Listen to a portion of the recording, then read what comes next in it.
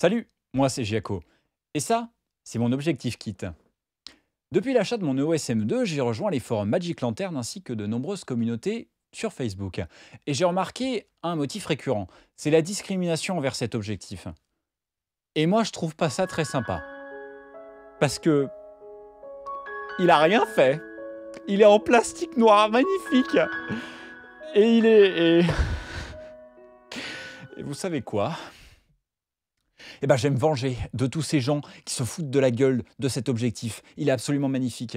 Et je vais vous le prouver. Allez, top 5 des raisons de ce pourquoi vous devriez conserver cet objectif et même investir dedans. C'est parti. La raison numéro 1, c'est que cette bête sera probablement le premier objectif dont vous disposerez. Par conséquent, disposer d'autant de focales dans un seul objectif sera énormément pratique, car vous aurez la possibilité de découvrir les différentes fonctionnalités et options de votre caméra, sans être limité par l'angle de vos prises de vue étant donné que vous aurez une large plage de focales. En plus, je veux dire, cet objectif aura une valeur sentimentale envers vous, car c'est avec celui-ci que vous aurez filmé vos premières vidéos et que vous aurez pris vos premières photos. Deuxièmement, car un objectif kit, lorsqu'il est fourni avec la caméra, ne coûte pas si cher que ça. Il faut savoir que par exemple, le 1855 EFM s'élève à 120 € tout seul, alors que fourni avec la caméra, il coûte une cinquantaine d'euros. Prenons l'exemple du Canon EOS M50. Le M50, vous pouvez le trouver boîtier nu à 520 € sur Amazon, et vous en aurez pour 540 € si vous le prenez avec le 1855. Pourquoi ne pas le prendre? C'est le prix d'une carte SD. La troisième raison, qui vaut d'ailleurs la quasi-totalité de la discrimination de cet objectif, c'est sa qualité optique et technique, qui n'est pas fondée, je trouve. Car si vous regardez une grande quantité de tests, par exemple de Les Numériques ou de Christopher Frost, vous pourrez remarquer que du côté de Canon, en tout cas, on est relativement gâté. L'objectif a un excellent piqué, que ce soit à pleine ouverture, grand angle ou zoomé à fond à f5.6. L'image est franchement de bonne qualité. En plus, les objectifs kits sont généralement une possibilité pour le fabricant de l'appareil d'avoir une vitrine technique pour les nouveaux venus des technologies dont dispose la marque. Par exemple, le 1855 de chez Canon dispose d'un moteur d'autofocus STM qui est très discret et très rapide et d'une stabilisation USM. Je vous mets au défi de trouver un autre objectif avec ce tarif, cette taille, cette plage focale et de la stabilisation intégrée.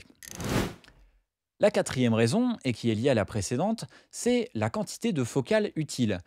Dans un 18-55, vous aurez donc un 18 mm qui est un très grand angle, que ce soit sur APS-C ou sur plein format, un 24 mm, un 28 mm, un 35 et un 50 mm, et également un 45 et un 55. Pour un objectif qui fait cette taille-là, vous aurez la possibilité d'avoir une large liberté artistique, étant donné que vous pourrez choisir le champ de vision de vos photos. Alors, de nombreuses personnes prendront l'argument qu'avec un prime, vous avez toujours la possibilité d'avancer ou de reculer. Mais ça dépend également de votre environnement. À certains moments, vous n'aurez pas la possibilité d'avoir la liberté de vos mouvements. Par conséquent, avoir un objectif zoom peut se révéler utile.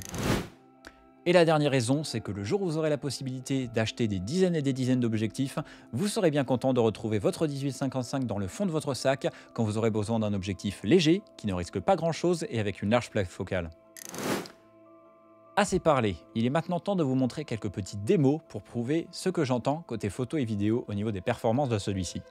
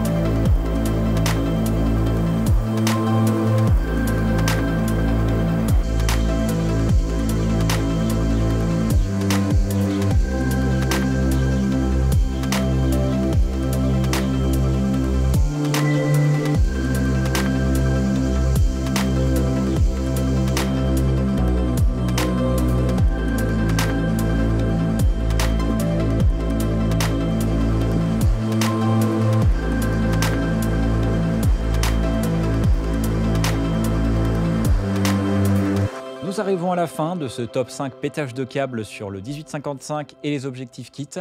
J'espère que cette vidéo vous aura plu. Si c'est le cas, n'hésitez pas à l'aimer, à la partager, à donner vos retours, s'il vous plaît, dans les commentaires. Et si vous avez la possibilité de rejoindre ma chaîne Twitch dans la description, et si vous avez encore plus la possibilité de faire une donation via le lien Streamlabs ci-dessous pour participer aux prochains investissements pour la chaîne. Quant à moi, je vous dis à bientôt pour un prochain stream ou une prochaine vidéo. Salut, c'était Giaco.